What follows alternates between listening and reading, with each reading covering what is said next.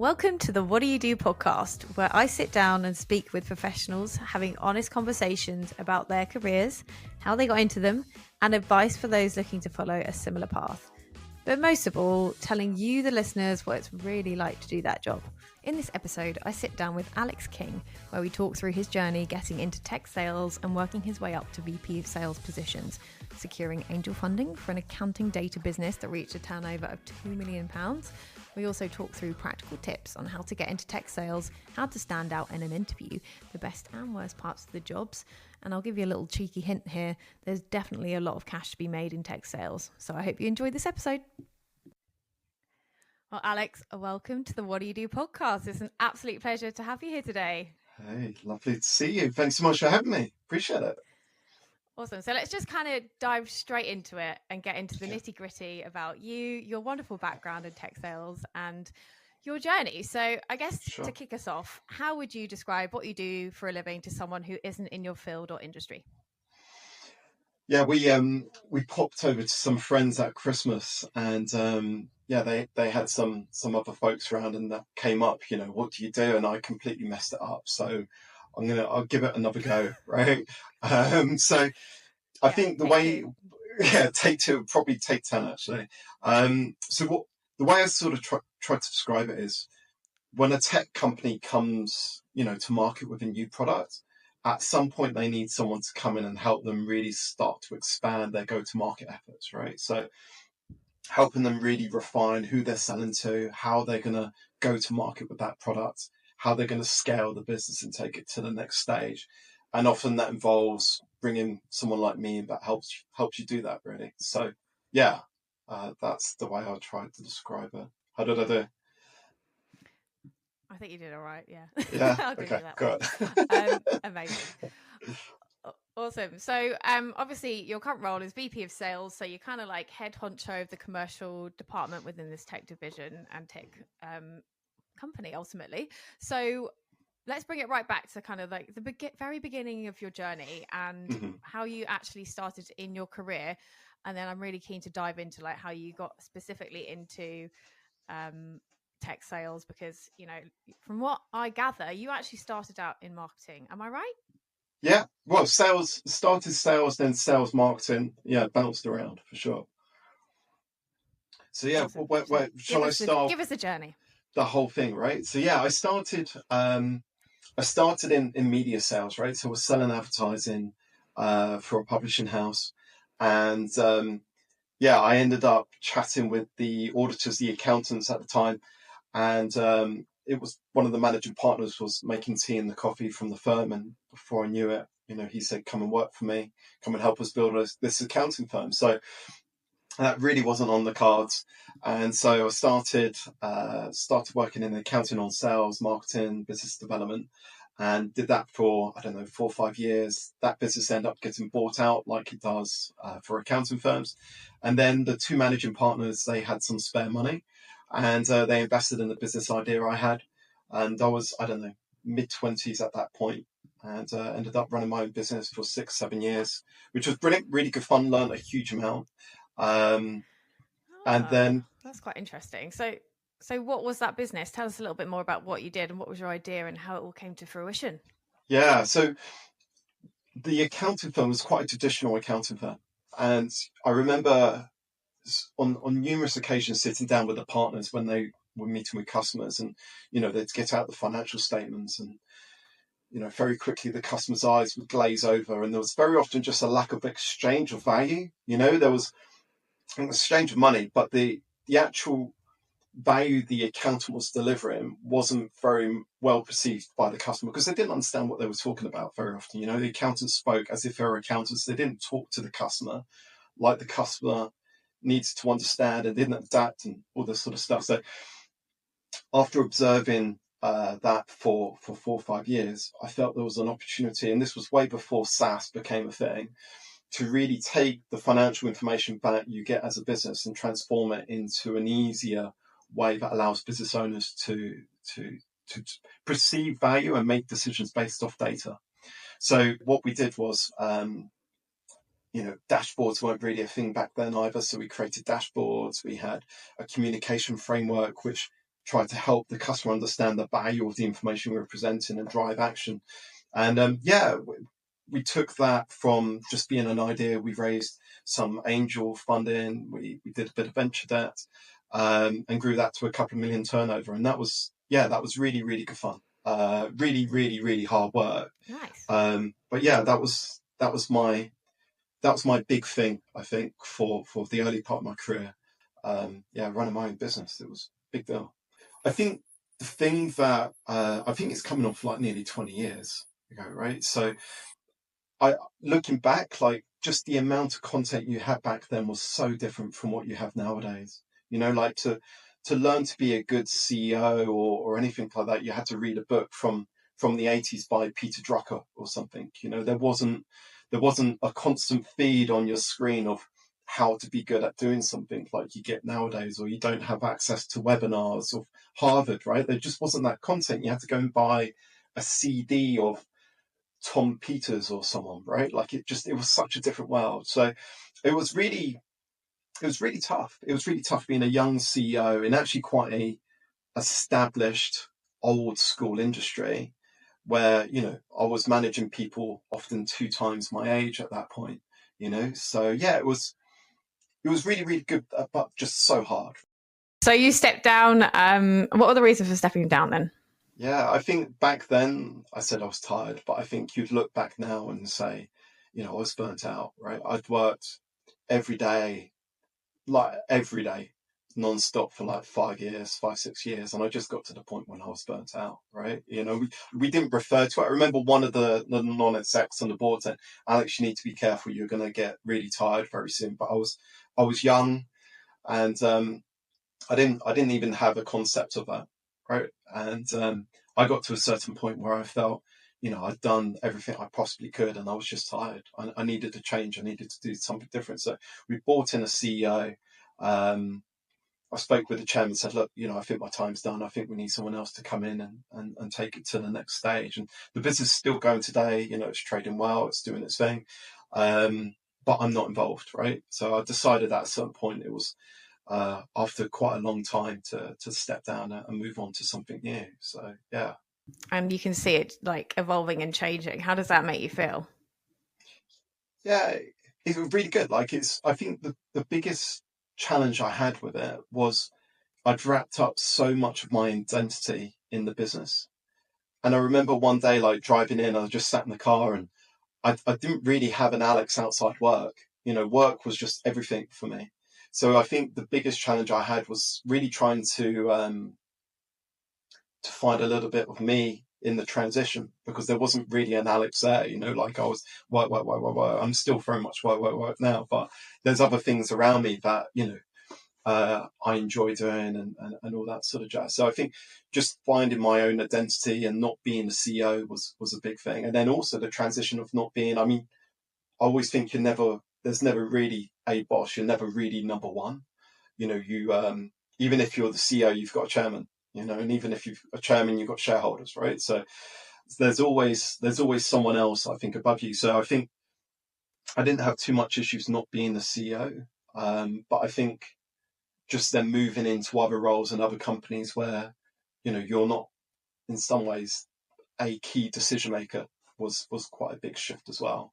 But yeah, seeing the business grow and develop and change over the time, it was tough because you put so much into it, right? Like everything. But it's in a better space, and it's being managed by better people, right? Which is part of the journey. Awesome. Well, thank you for those insights. That's really interesting. So following on from there, talk us through your journey post the Financial Management Centre.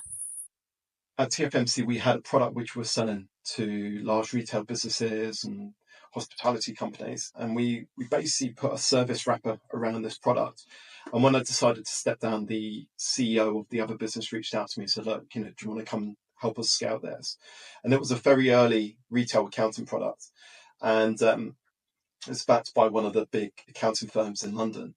And so we were selling to their core target market was large oil companies, major oil companies like Shell, BP, Esso, Total, predominantly in Europe. So I spent the next like 4 years or so selling marketing through direct and indirect sales to large oil companies, and that was brilliant. So from Counterbooks, you then obviously went to Easy Recruit. So talk us through that. Yeah, that was the first, I would say, venture-backed business that I joined, and that was a really interesting value prop. That was video interviewing, and that was video interview. I think that was like 2017 or something, right?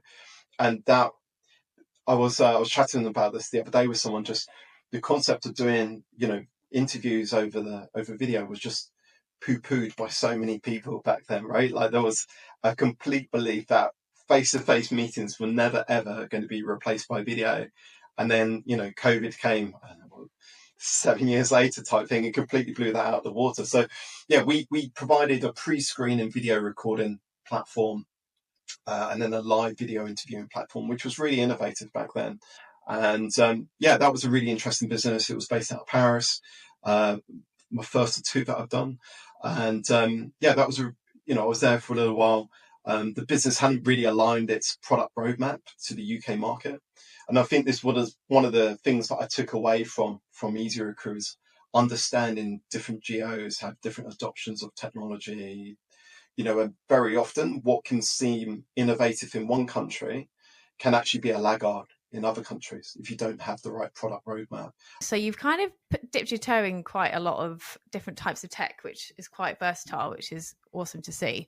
I would normally ask the question, how did you research getting into this chosen career? But it kind of sounds a little bit like you kind of just organically moved throughout and into obviously the tech sales stuff organically through your network and things like that, which I get so many people ask me and reach out to me on LinkedIn asking, how do I get into tech sales? And ultimately, the first thing that you should really do is tap into your network. Have you ever had a vendor sell it into you? And then maybe you can approach them on that basis that you're the buyer of that product, and therefore you understand the use case, etc., and therefore you're quite able to be in a good position to hopefully sell it because you know the benefits of the product. That's what I've heard a few times over. So I would definitely recommend that to anyone who is looking. So for anyone looking to get into the into tech sales, so what would be your recommendations, Alex? I think your recommendation is really good.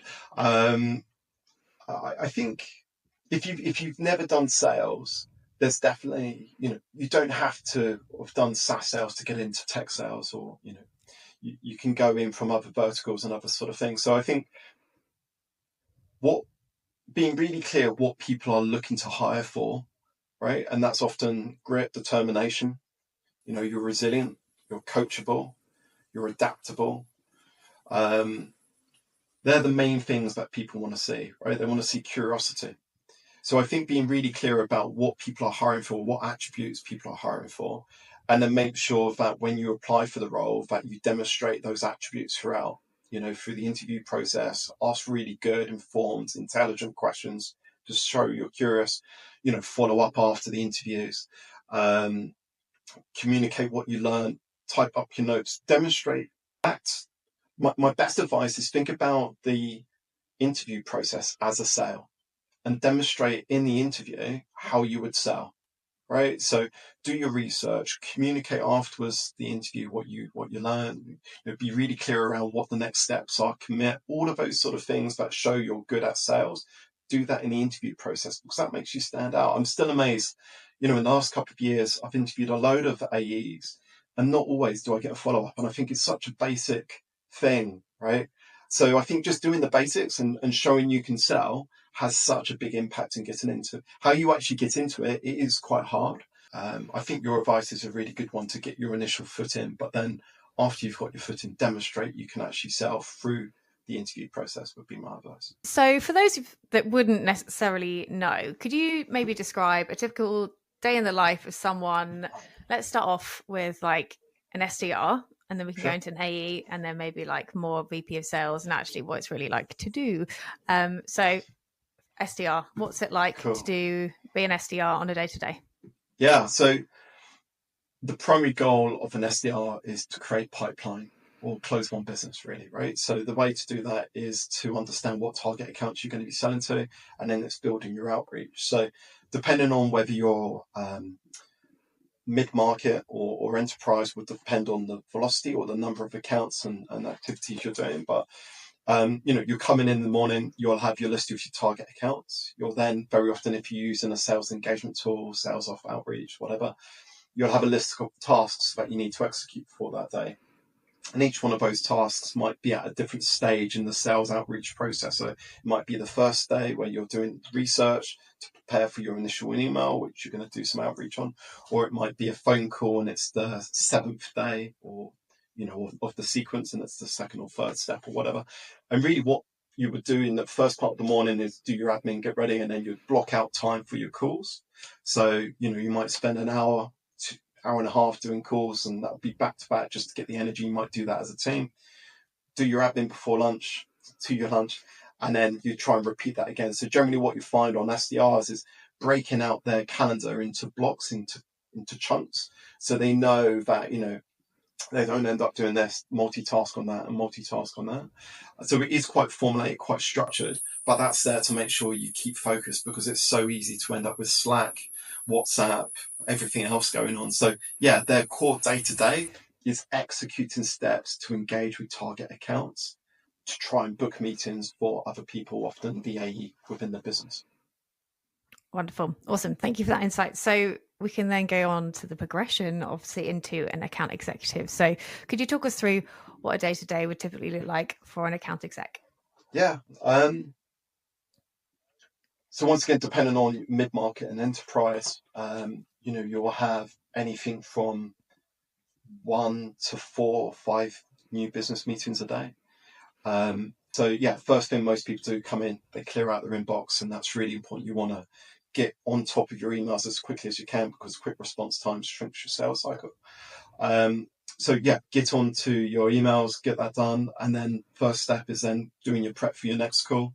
Do your call, type up your notes, get ready, book in your next steps, send out the calendar invites, and then on you go. And very often, yeah, mid-market AE, like I said at the top, could do 1 to 4, 5 meetings a day, and just making sure that you're doing those meetings, locking in the next steps, doing the discovery on the call, presenting the product in the way that it needs to, related to the use case, to the persona, and understanding the decision-making process, the criteria, and all the things that you need to do when you sell. What does a typical day look like for a VP of sales? Yeah, so chaos. I think it really varies on of where you're at in the month or the quarter, very often. But very often I would do either stand-ups with the team, and then my week, generally I will have 3 to 5 customer calls. And I think that's really important, to try and make sure that you're as close as you can be to the customer, making sure that in many ways, you're the voice of the customer for the business, right?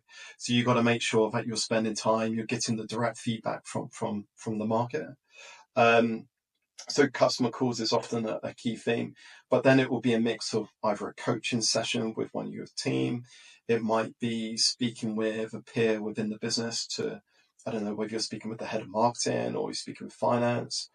You might be working with RevOps on sorting out the contracting process, or working through red lines with one of your sellers, because you need to get that turned around in quick order. So I think it is very varied depending on where you're at in the month and the quarter, like I said. But I think the common themes are speaking with customers, coaching the team, making sure that you're aligning with the stakeholders internally, and then, getting your reports and your forecasting ready, and liaising with the CEO to make sure you're driving the business further forward. Fabulous. Awesome. Thank you for those insights. I'm sure that'll be very insightful to anyone looking to progress their career up into leadership. So let's go on to within tech sales. What are the best bits of tech sales as a job? I think for anyone looking at it as a career, I think the opportunity to earn is amazing. Yeah, so you can earn, if you work really hard and you really hone your skill and you commit, you can earn really, really good salaries. You can earn an enterprise sales hundreds of thousands, millions a year, right? So if you really commit to large enterprise sales, it's significant life-changing money. Very often those titles come with good equity as well. So I think, working in tech sales, you can be very, very successful if you're very, very good.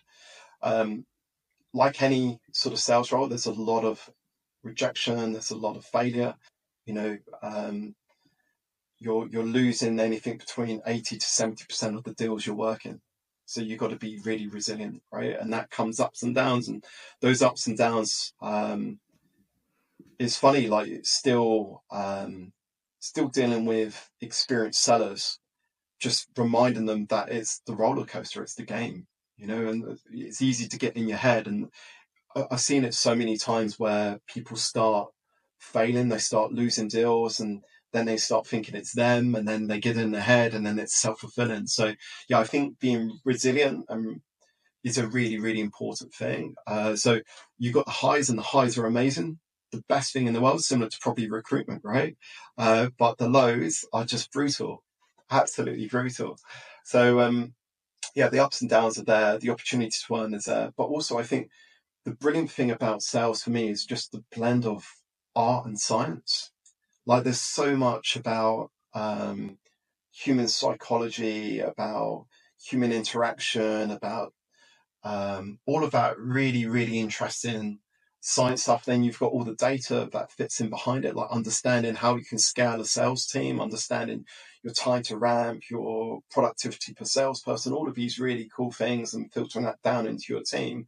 But then you've just got the pure art and beauty of sometimes sitting on the call with one of your sellers who's just doing an amazing job communicating the value proposition, delivering the messaging in a way that shows passion and everything. And so I think that's the really cool thing about like sales. You've got the science part, but also then just the beauty and the art of it, which is amazing to be part of.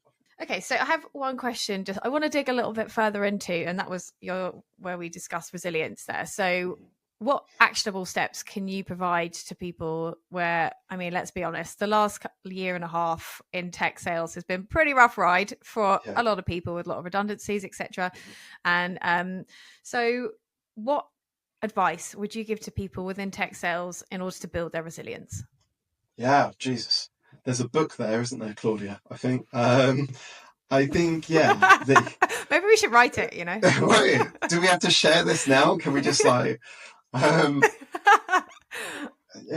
it's tough, right? It's tough for a load of reasons. I think resilience comes down to just having a grasp on reality. And I think having a grasp on reality is making sure you've got a work-life balance. So for me, keeping up my fitness is really, really important. I really, really just find that so helpful, just to put things in perspective. And it's so easy, just to be wed to your desk all day, especially working from home, like a lot of us do.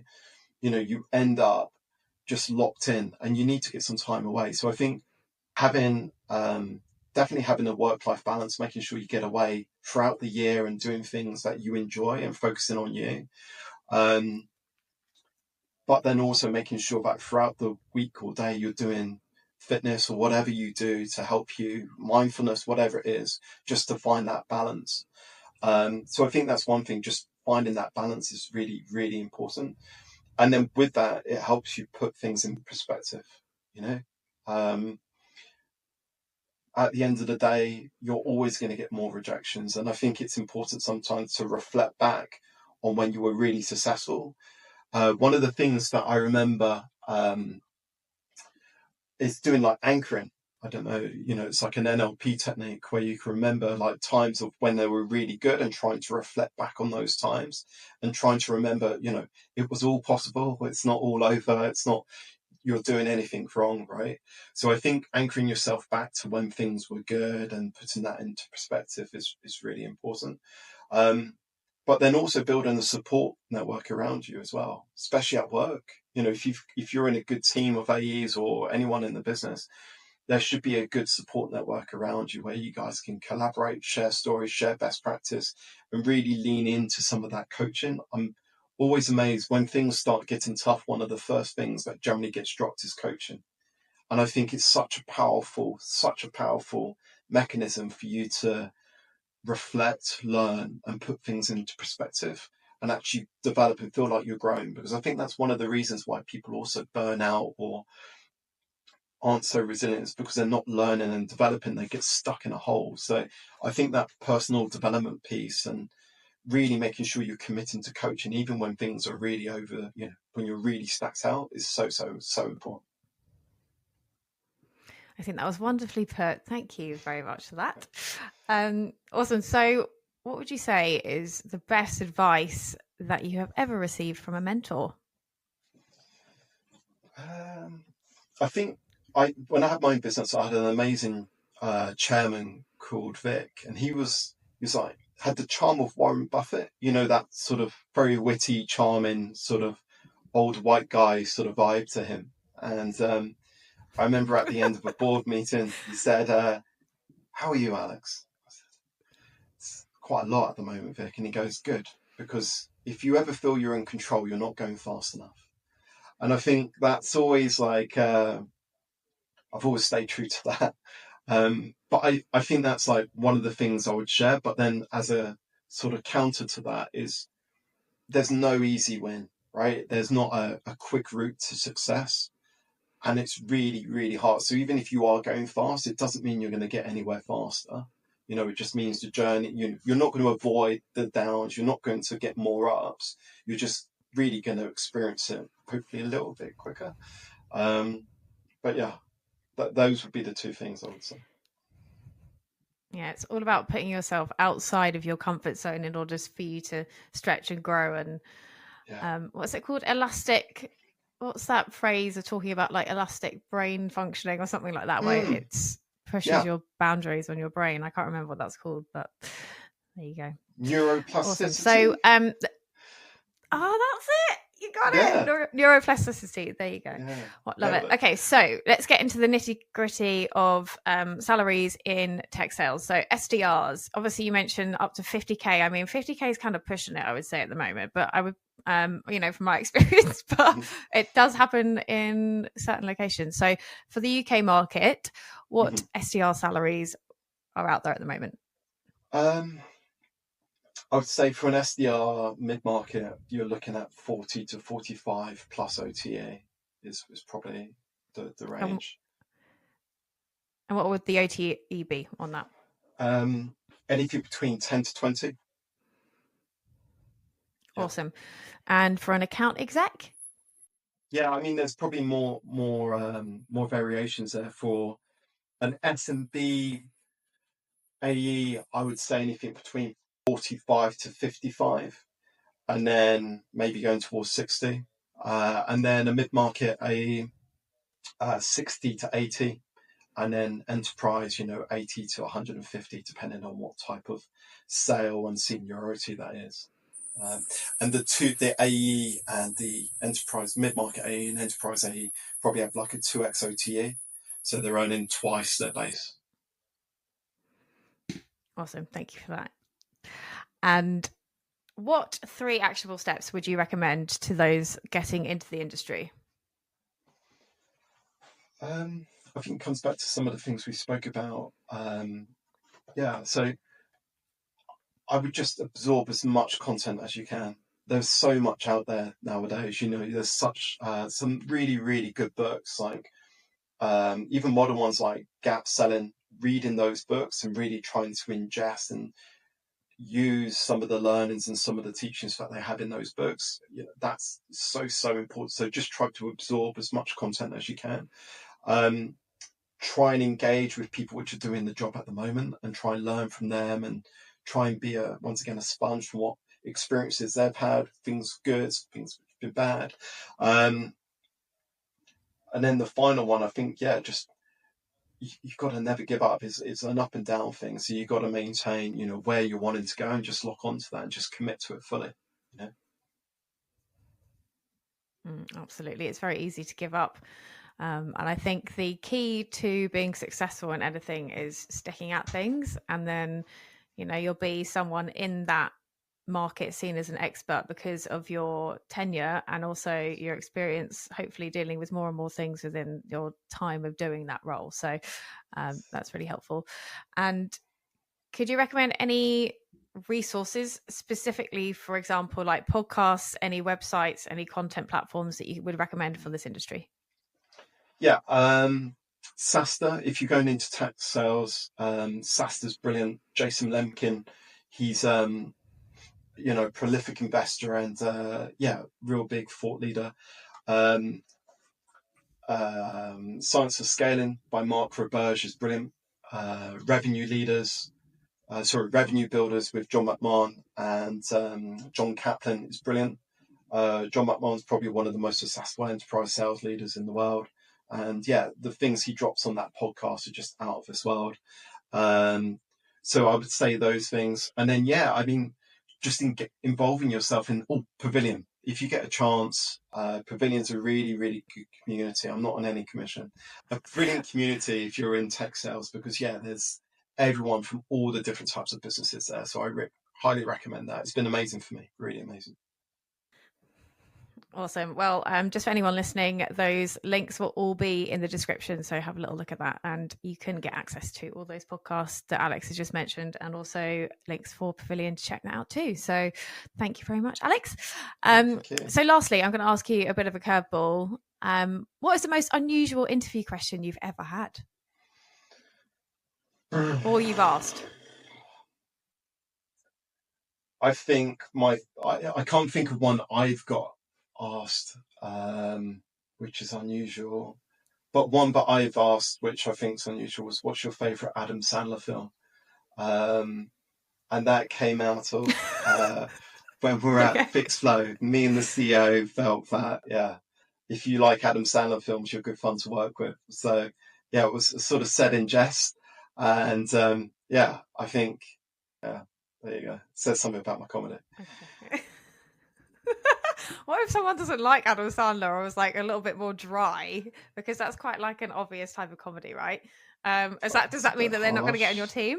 No, I think like how you answer the question is probably more the juice, right? But I probably, if you don't find Adam Sandler funny, I probably don't have a great sense of humor. Come on, I mean, he's hilarious, right? Maybe it's you who doesn't have a good sense of humor. No, it's very subjective. Fun, but fair. No, to be fair, I'm a fan, but I'm just trying. There you go. I knew you would. Amazing. Well, Alex, thank you so much for the wonderful insights that you've given today. I really hope that it's very insightful for anyone looking to get into tech sales. You've been on a wonderful journey throughout your career, so your insights have been fabulous. Thank you so much. Amazing. Thanks, Claudia. I really appreciate it. Thanks for having me.